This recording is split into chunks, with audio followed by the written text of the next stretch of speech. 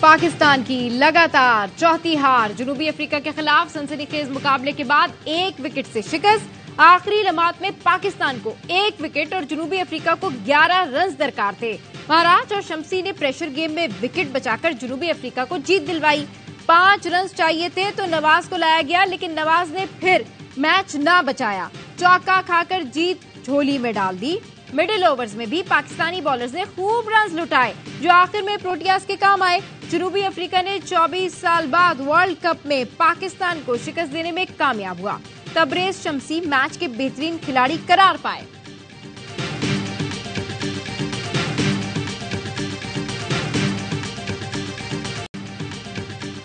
पाकिस्तान आज भी फेल, बल्लेबाज भूल गए खेल। अब्दुल्ला चले ना इमाम, रिजवान इफ्तिखार भी बड़ा स्कोर करने में नाकाम।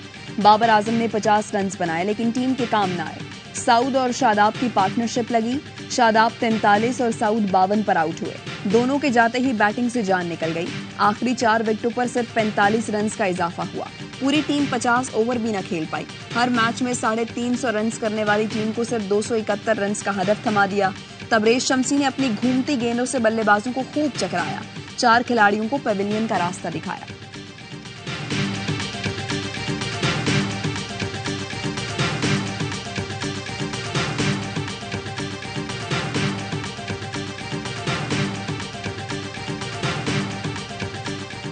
This is part of the game. If they give out favor for us, but in DRS, this is umpire's calls. We are very close, but we are not finished well. Very disappointing for all the team. In the batting, we have a 10 to 15 run short. The way we are bowling, fast bowlers and spinners, they fight very well.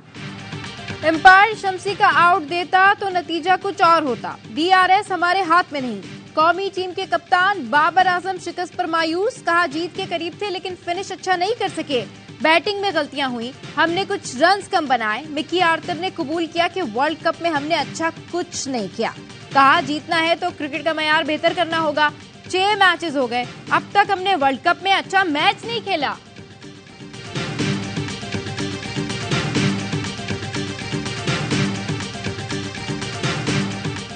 लेकिन इतना लंबा जाना नहीं चाहिए था। ये match तो Pakistan team को मेरे ख्याल से, मैंने कहा ना, 15-20 रन से जीत जाना चाहिए था। लेकिन शुरू में बॉलिंग अच्छी नहीं की। एडम आकरम को सारी शॉर्ट ऑफ लेफ्ट बॉलिंग की है, लाइन पे बॉलिंग नहीं की। फिर उसके बाद स्पिनर्स का कॉन्फिडेंस बिल्कुल ही नहीं था, थ्रू आउट ही नहीं था इस पूरे वर्ल्ड कप में। फिर वही कि नवाज को बॉल करा के आपने मिस्टेक कर दी। जिस तरह T20 के लास्ट ओवर में इंडिया के अगेंस्ट आपने लास्ट ओवर कराया था और 16 रन बन गए थे, वही मिस्टेक बाबर ने यहाँ पे भी करी। ओसामा मीर आउट कर सकता था, वो आउट करने वाला बॉलर था। नवाज कंटेनर है। नवाज ने मैच जितवाया, बाबर ने गुस्सा दिखाया। नवाज को लाना ही गलती थी। साबिक क्रिकेटर्स की बाबर के फैसले पर तनकी। बासित अली ने कहा उसामा मीर को विकेटें ले रहा था, उसको ओवर देना चाहिए था। पाकिस्तान की टीम अब तकरीबन टूर्नामेंट से बाहर हो गई है। टूर्नामेंट का सबसे अच्छा मैच हुआ, लेकिन पाकिस्तान की हार पर अफसोस हुआ। कामरान अकमल ने कहा मैच बैटिंग की वजह से हारे। टॉस जीतकर बैटिंग का फैसला अच्छा था, लेकिन हमारी बैटिंग में हमेशा की तरह गलतियां नजर आईं। हर लम्हा पुरजोश में बात करते हुए अजहर अली ने कहा आखिरी 20 गेंदें जो नहीं खेले वही गले पड़ी। आखिरी ओवर तक खड़ा होना चाहिए था। जनूबी अफ्रीका चौक कर गया था, लेकिन हमने फायदा नहीं उठाया।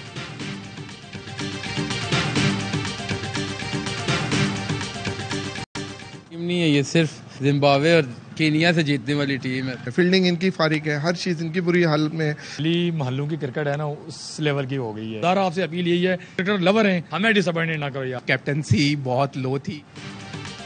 मुसलसल शिकस्त, शायकीन की मायूसी गुस्से में तब्दील। कहते हैं इनसे अच्छी तो गली महल्ले की टीम होती है, ये सिर्फ कीनिया और जिम्बाब्वे से जीत सकते हैं। शायकीन कप्तानी को भी हार की वजह करार दिया।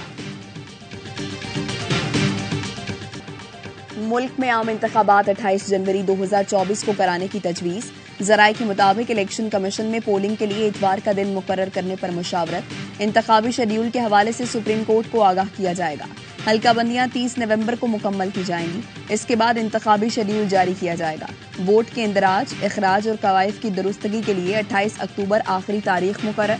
28 अक्टूबर के बाद इंतखाबी फहरिस्तें मुंजमद हो जाएंगी।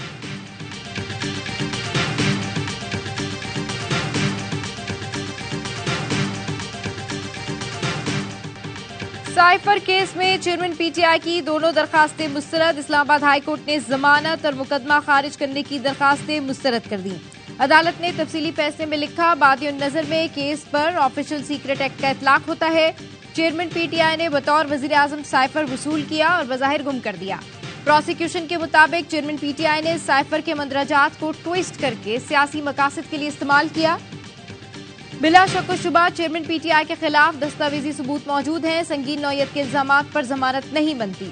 शरीक मुलजिम की वजह से इखराज मुकदमे का हुक्म नहीं दिया जा सकता।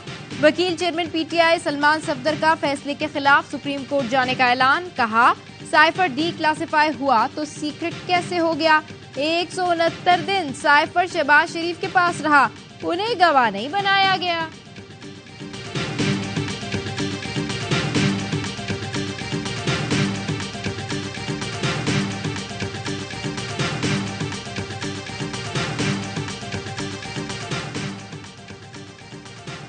नौ मई वाकयात पर रावलपिंडी पुलिस को चेयरमैन पीटीआई और शाह महमूद से अडियाला जेल में तफ्तीश की इजाजत मिल गई।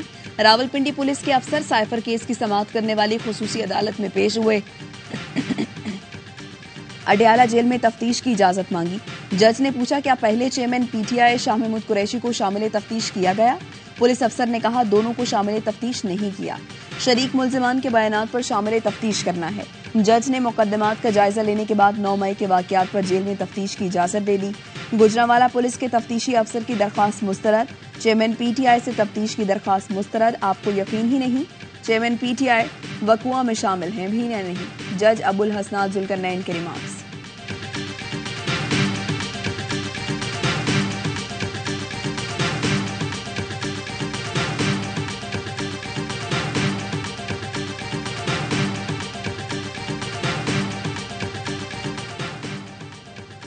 मुल्क छोड़ने पर कभी आमादा नहीं होगा। जो कुछ हो रहा है वो लंदन मुआहदे का नतीजा है। लंदन मुआहदा करप्ट मुजरिम के साथ तय पाया। चेयरमैन पीटीआई का अहले खाना के जरिए कौम को पैगाम। साबिक वजीर आजम ने कहा, इंतखाबात के बाद तक जेल में रखने के लिए मुझ पर जाली मुकदमात बनाए गए। बंद कमरों में तैयार साजिशों के खिलाफ जोर पकड़ती मुजाहिमत उन्हें खौफजदा करती है। कभी इम्कान है जेल में मेरी जान लेने की कोशिश की जाएगी।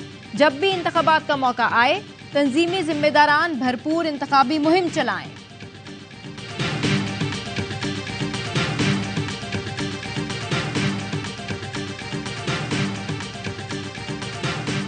सुप्रीम जुडिशल काउंसिल ने जस्टिस मुजाहिर नकवी को शोकॉज नोटिस जारी कर दिया। जस्टिस मुजाहिर नकवी से कहा गया है, 14 दिन में शोकॉज नोटिस का जवाब दें। चीफ जस्टिस काजी फाइजीसा की सरबराही में सुप्रीम जुडिशल काउंसिल के इजलास में जस्टिस मुजाहिर नकवी के खिलाफ शिकायत का जायजा लिया गया। 3 अरकान ने नोटिस के हक में वोट दिया। एलामिया के मुताबिक 2 ने मुखालिफत की। जस्टिस सरदार तारिक मसूद के खिलाफ शिकायत पर शिकायत कुनिंदा आमना मलिक को नोटिस जारी। दरखास्त के ज़मन में शवाहिद पेश करने की हिदायत। 29 में से 19 शिकायतों को खारिज कर दिया गया। मन घड़त शिकायतें दर्ज कराने वाले वकला को तंबीह की जाएगी।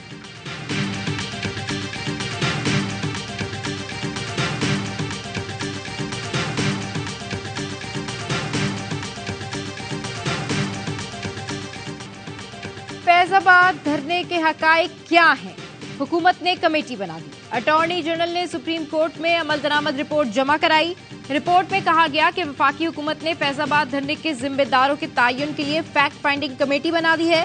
कमेटी में एडिशनल सेक्रेटरी, दाखिला, दिफा और डायरेक्टर ISI शामिल हैं।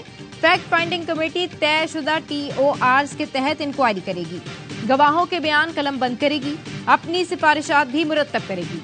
कमेटी 1 दिसंबर तक अपनी रिपोर्ट वजारत दिफा को जमा कराएगी।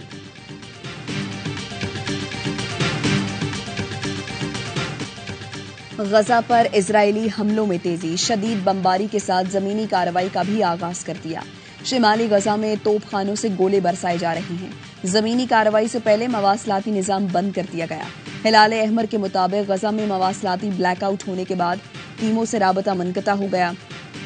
इजरायली हमलों में शौदा की तादाद 7,326 हो गई।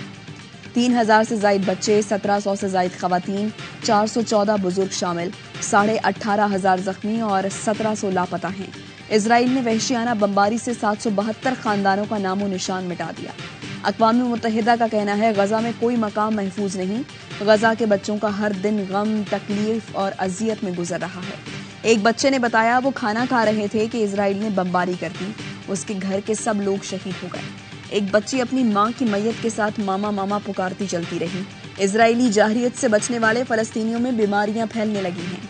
सेहत की सहूलियात का फुकदान, नाकाबंदी की वजह से बेघर फलस्तीनी बीमारियों से परेशान।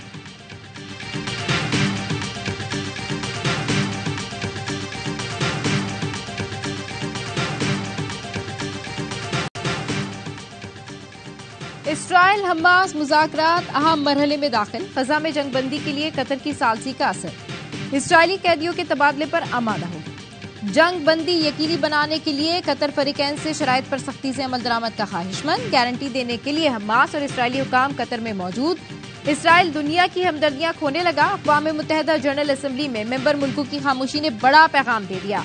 फलस्तीनी सफीर ने अपनी तकरीर खत्म की तो मेंबरान ने तालियां बजाकर मौक़िफ़ की तायद की। इसराइली सफीर ने तकरीर खत्म की तो मुकम्मल खामोशी रही। अरब पार्लियामेंट का भी हंगामी इजलास। अरब पार्लियामान ने गजा में फलस्तीनियों की नस्लकुशी पर आलमी बरादरी की खामोशी शर्मनाक करार दे दी।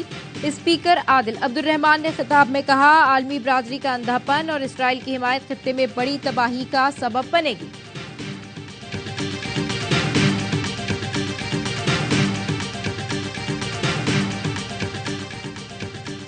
अल-कसाम ब्रिगेड का इजराइल की फौजी बेस में घुसकर हमला। दर्जनों फौजी गाड़ियां और टैंक तबाह करने का दावा। कामयाब ऑपरेशन के बाद अल-कसाम ब्रिगेड के जंगजू समुद्री रास्ते से वापस चले गए। अल-कसाम ब्रिगेड का तल अबीब में रॉकेट हमला, 6 इजरायली जख्मी हो गए। फलस्तीन के समाजी कारकुन अहमद हिजाजी कहते हैं, इजरायली फौज तबाही फैलाने के बावजूद फलस्तीनियों की हौसला शिकनी में नाकाम रही। हम अपने घरों की तामीरें नौ करेंगे। घर के मलबे पर बैठे फलस्तीनी अहमद का कहना था, इजराइल की जालिमाना मुहिम के बावजूद दस्तबरदार नहीं होंगे।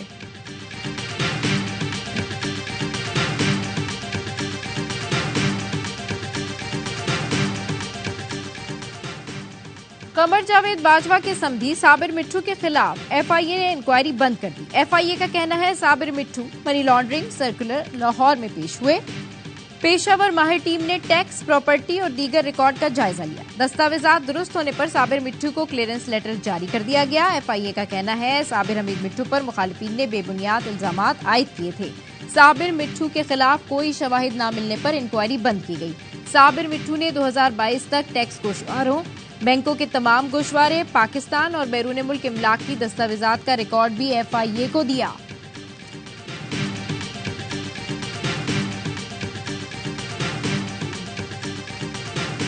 गैर कानूनी तौर पर मुकीम गैर मुल्कियों को पाकिस्तान छोड़ने की मोहलत में 4 दिन बाकी। 31 अक्टूबर के बाद गिरफ्तारी और मुल्क बदरी को यकीनी बनाया जाएगा। निगरान वज़ीर दाखिला सरफराज बुगटी कहते हैं, गैर मुल्कियों के इनखला की मुद्दत में तौसी का कोई इम्कान नहीं। निगरान वज़ीर इत्तलात पंजाब आमिर मीर कहते हैं, 1 नवंबर के बाद गैर कानूनी गैर मुल्कियों को पनाह देने वालों के खिलाफ भी एक्शन होगा। 33,000 अफराद की निशानदही हुई जिनके पास दस्तावेज नहीं। जो नहीं जाएंगे उन्हें पकड़कर डिपोर्ट किया जाएगा।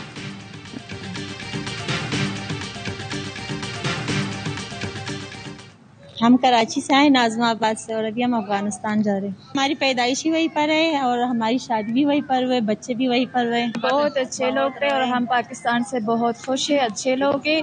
इतने टाइम में हमें कोई मसला नहीं हुआ और अभी हम अपनी मर्जी से जा रहे हैं। गैर कानूनी तौर पर मुकीम गैर मुल्कियों को पाकिस्तान छोड़ने की मोहलत में 4 दिन बाकी। 31 अक्टूबर के बाद गिरफ्तारी और मुल्कबदरी को यकीनी बनाया जाएगा। निगरान वज़ीर दाखिला सरफराज बुगटी कहते हैं, गैर मुल्कियों के इनखला की मुद्दत में तौसी का कोई इम्कान नहीं।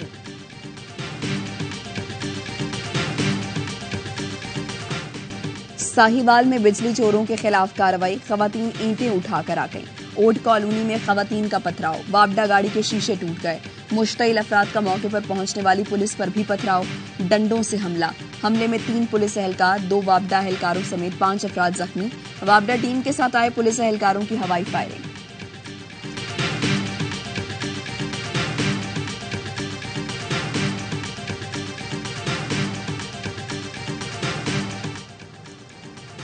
लाहौर में नामालूम अफराद ने गोलियां बरसाकर 5 अफराद को कत्ल कर दिया। मकतूलीन में 3 सगे भाई, 1 कजन और 5वां मुलाजिम था।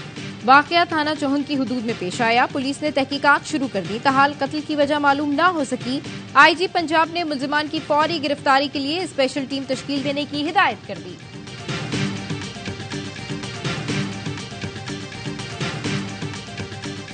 सदर आरिफ अलवी कहते हैं आज का दिन कश्मीरी आवाम के लिए स्याह तरीन दिनों में से एक है। निगरान वज़ीर आज़म अनवारुल हक काकड़ ने कहा भारत को सलामती काउंसिल के करारदादों पर अमल दरामद कराना होगा। कश्मीर पर भारत के गैर कानूनी कब्जे के 76 साल दुनिया भर में कश्मीरियों ने आज यौम स्याह मनाया। मजलूम कश्मीरियों से यकजहती के लिए इस्लामाबाद में रैली, निगरान वज़ीर इत्तलात की शिरकत। कराची में स्कूल के तलबा की रैली, वज़ीर दाखिला सिंध हारिस नवाज शरीक हुए। पेशावर में गवर्नर खैबर पख्तूनख्वा और निगरान वज़ीर आला ने कश्मीर यकजहती रैली की क़यादत की। लाहौर, फैसलाबाद, पाकपतन, खानेवाल, भावलपुर और दीगर शहरों में भी कश्मीरियों से यकजहती का इजहार। वज़ीर आज़म की मुआविन खुसूसी मिशाल मलिक कहती हैं निहत्ते कश्मीरियों ने भारतीय फौज का मुकाबला किया, हमारी जद्दोजहद आज़ादी मिलने तक जारी रहेगी। احنا لو ما ضلش حدا من اولادنا احنا حنحاربهم رغم الجراح للأمان مش فارق معانا. لو ما ضلش ولا بيت ولا طفل ولا مرأة ولا أي حدا غصب عنهم. احنا أقلتنا صح بنتألم على فراق أحبابنا لكن الحمد لله أقوياء هم اللي بخافوا. फलस्तीन की बहादुर माएं, बुजुर्ग फलस्तीनी खातून अपनी सरजमीन की हिफाजत के लिए पुरअज़्म कहती हैं अगर हमारा एक भी बच्चा बाकी ना रहा फिर भी लड़ेंगे। इजराइल हमारे प्यारों को मारकर दुख देता है लेकिन हम मजबूत हैं। बुज़दिल इजराइलियों को अपनी जमीन से निकालेंगे। गजा में नान बाई की दुकान पर लंबी कतारें, फलस्तीनी रोटी के हुसूल के लिए 5-5 घंटे इंतजार करने पर मजबूर। नान बाइयों की चंद दुकानें बची हैं जहां से रोटी का हुसूल इम्तिहान से कम नहीं। इस्राएली टिकटॉकर्स फलस्तीनियों की भूख और मजलूमियत का मजाक उड़ाने लगे। वीडियोस में शहीद बच्चों और माओ का मजाक बनाया जा रहा है। दुनिया भर में इजरायली जाहरियत के खिलाफ मुजाहिरे। उर्दन के दारुल हुकूमत ओमान में नमाज जुम्मा के बाद बड़ा मुजाहिरा। फलस्तीन के परचम उठाए, इजराइल के खिलाफ नारेबाजी। बारिश के बावजूद हजारों अफराद सड़कों पर निकले। यमन के दारुल हुकूमत सना में भी नमाज जुम्मा के बाद फलस्तीन से इजहार यकजहती का मुजाहिरा। इजरायली मजालिम की शदीद मजम्मत की। भारतीय दारुल हुकूमत दिल्ली में फलस्तीन के हक में आवाज उठाने वालों पर पुलिस टूट पड़ी, कई मुजाहिरीन को गिरफ्तार कर लिया। न्यूयॉर्क की वॉल स्ट्रीट पर अमरीकियों का मजलूम फलस्तीनियों से इजहार यकजहती। ब्रसेल्स में यूरोपीय रहनुमाओं के इजलास के मकाम के सामने हजारों अफराद का फलस्तीन के हक में एहतजाज।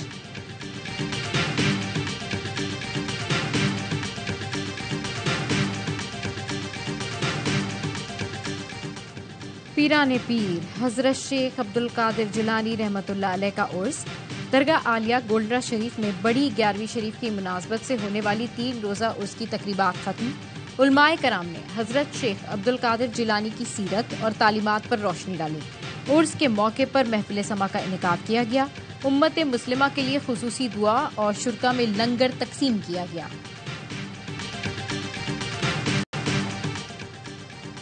ज़का अशरफ की लाहौर में सरफराज अहमद से मुलाकात। चेयरमैन मैनेजमेंट कमेटी ने सरफराज अहमद की कायदाना सलाहियतों को सराहा। कराची वाइट्स को कायदे आज़म ट्रॉफी का चैंपियन बनने पर मुबारकबाद दी। शाहनवाज दहानी भी मुलाकात में मौजूद थे। चेयरमैन ने उम्दा कारकर्दगी पर दहानी को भी शाबाश दी।